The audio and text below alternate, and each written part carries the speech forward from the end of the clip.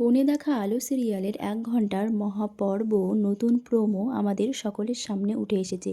প্রোমোতে আমরা দেখতে পাবো যে লাজবন্তী তার শ্বশুরবাড়িতে ফিরে গিয়েছে তার স্বামী সুদেবের সঙ্গে। তারপরে তার শ্বশুরবাড়ির পাড়ার লোকজন সেই বাড়িতে এসে লাজুকে চলে যাওয়ার কথা বলে লাজুকে এবার সেখান থেকে বিদায় করতে হবে। তারপরে লাজুর স্বামী সুদেব বলে, না, লাজু এখান থেকে কোথাও যাবে না। কিন্তু লাজুর শ্বশুরমশাই সুদেবের বাবা এসে বলে ও এখান থেকে বিদেয় হবে।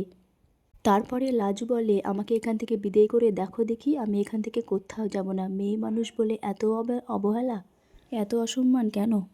তারপরে সেখানে অনুভব আর বনলতা আসে এবং অনুভব বলে, যেখানে লাজুর কোনো সম্মান নেই, লাজু সেখানে থাকবে না, আমি লাজুকে এখান থেকে নিয়ে যাব। তখন লাজু উঠে বলে যে, না, এটা আমার শ্বশুরবাড়ি, আমি এখান থেকে কোথাও যাব না, আমি এখানেই থাকবো, এখানেই সংসার করব। তারপরে অনুভব চুপ হয়ে যায়। তো বন্ধুরা, কি হবে? লাজু ফিরে যাবে অনুভবের সঙ্গে শহরে, নাকি গ্রামেই তার শ্বশুরবাড়িতেই সংসার করবে? লাজুকে কি তার শ্বশুরবাড়ির শ্বশুর এবং সেখানকার লোকজনেরা সেই গ্রামে থাকতে আদৌ সম্মান দেবে এবং থাকতে দেবে তাকে? নাকি লাজুর এই অনুভবকে বলা একটা সিদ্ধান্তেই পাল্টে যাবে সিরিয়ালের মোড়? লাজু কি গ্রামে থাকতে চেয়ে ঠিক করলো, ঠিক সিদ্ধান্ত নিল?